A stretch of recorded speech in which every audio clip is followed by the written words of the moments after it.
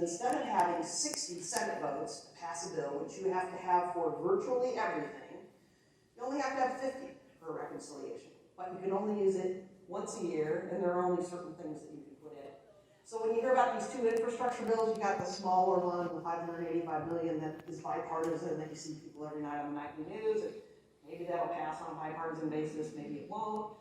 But then you have the big one that the Democrats will pass with what they call reconciliation, so it'll go through with Democratic votes only. So they're going to use it, then it's all gone. So anything else the rest of this year, they have to have 60 Senate votes for, which you're not going to get for almost anything.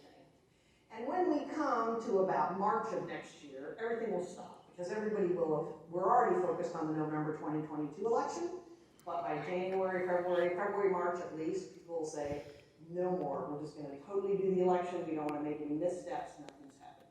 So realistically, it's going to be hard to get anything very significant done after we get through the next couple of months. Now, the other thing that is very much factoring into this is the Democrats are like, you know what? We're going to lose the House in November 2022. And they probably will. That doesn't mean that it's an absolute, because lots of things happen. But if you look at it, only 3 times in the last 100 years has the president in the party of the president not lost seats in the House. And you can see some of them 63 seats, 54 seats. People just say, I don't want to do this anymore. So they're probably up for losing several seats in the House. They may be up for losing more in the Senate. But for now, most people would tell you, yep, we probably aren't going to be able to hold the House. So they're like, we better hurry up and get something done. Now, another reason people believe the Republicans will take the House is, you remember we just finished a census. And so now we're redistricting those 435 House members so that everybody represents around 700,000 people. And if you look at this map, the green is where states are going to gain members of Congress, i.e. Texas is going to gain 2 members, Florida is going to gain 1, etc. The red is where the state will lose members, so they've been losing population. So, kind of focus for right now, you get most of the red states up there in the Rust Belt. Texas, North Carolina, Florida, they're going to gain states. Well, look at this. This is how people redistrict. So you can see that big red block in the southeast U.S., South Central. It includes Texas and Florida and North Carolina. Those are all Republican controlled. So as those legislators are going through and are redistricting, they're going to make sure that Republicans have a safe district versus Democrats have a safe district. And even here in Iowa, we have the Legislative Bureau, or that might not be the right term, but we have this nonpartisan bureau that does it. But if there's a problem, we still have a Republican governor. So even in Iowa, it would make a difference. So I leave you with that, and then I want to talk about some of the issues that I think we face.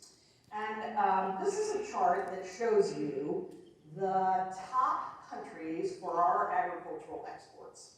And when you think about that, you look at Canada and Mexico. Okay, we finished USMCA a couple years ago.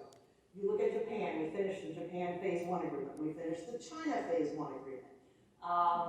We have had South Korea, and we tinkered with that a bit. So we have 65% of our export markets where we've cut a new deal within the past few years.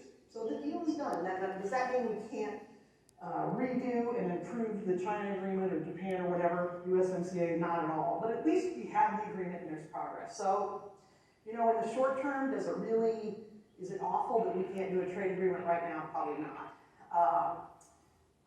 Do we have to do something relatively soon? Yes, probably so. But we are very, very covered. And this is important because if you think back to when the first week Biden was in office, what he said was, I got 4 priorities. I got get the economy going, finish COVID, do something about climate change. I think the 4th was healthcare, but I can't remember sure. But anyway, his big ticket was, these are all domestic issues. I want to fix what's wrong at home before I focus on elsewhere. So trade is not going to be early on in my administration. And that has been exactly true. He's done almost nothing on trade since he came in. So these are the top destinations. These are ag exports. It's not all exports, but what you can see by this is China is almost always our #1 market.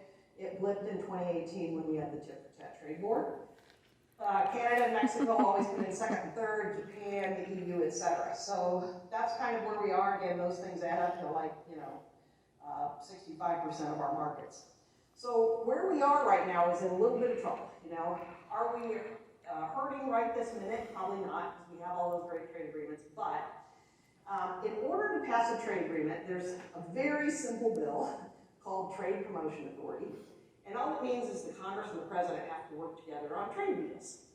So, you know, when you're negotiating a trade deal, it's the U.S. Trade Representative's Office, it's USDA, it's the Department of Commerce, it's those kind of folks that go and sit down with the Mexicans or the Canadians or the Japanese or whatever, and they cut a deal. And obviously those people, they talk to Congress often because they want to know, what does Congress think about this? If they don't, they know they won't get it passed. But then once they come up with a deal, Trade Promotion Authority just means that deal gets sent to Congress. Congress can't sit on it forever. They have either 60 or 90 days and they have to act.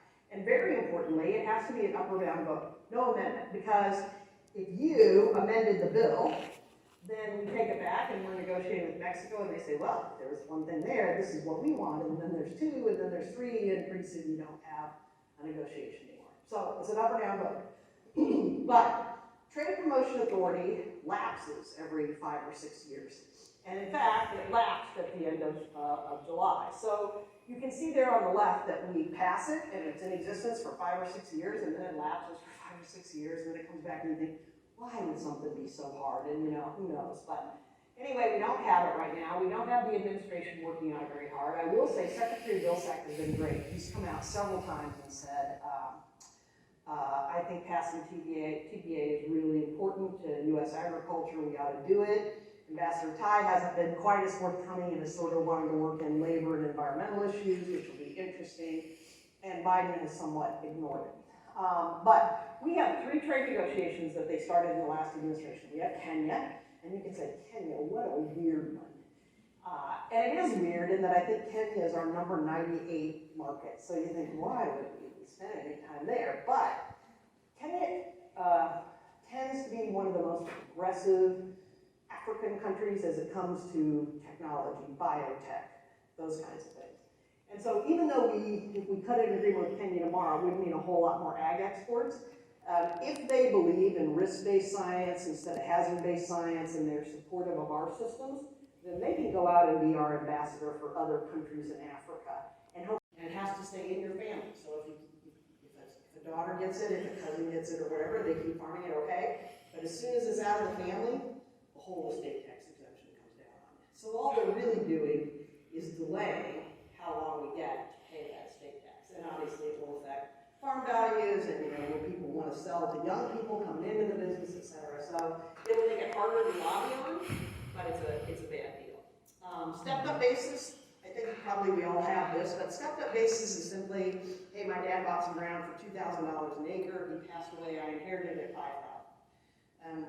Under stepped up basis, my basis in that land is $5,000, not $2,000.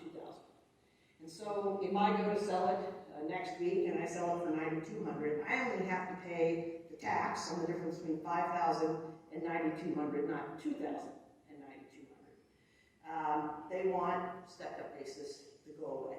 Another big hit for farmers when you think about how long most of this farmland stays in a family. I mean, it would be pretty awful. I thought the Farm Bureau and the Soybean Association did a really nice job. They looked at what would happen on capital gains if you had this 20% capital gains increase, and they figured out that in Iowa you're going to pay $1,100 an acre. $1,100 an acre, so it is not a small amount. And then last but not least is he wants to do away with the use of 1031s, where I can buy one farm and sell one farm and buy another one within whatever it is, 90 days, and I can move that basis over. He doesn't want to do that. Well, you think about all the farmland that's going to change because we have a lot of, especially older widows that are owning farmland, and you think about how that will affect it. It's going to be a big deal. It's going to be harder and harder, I think, for young farmers to get in.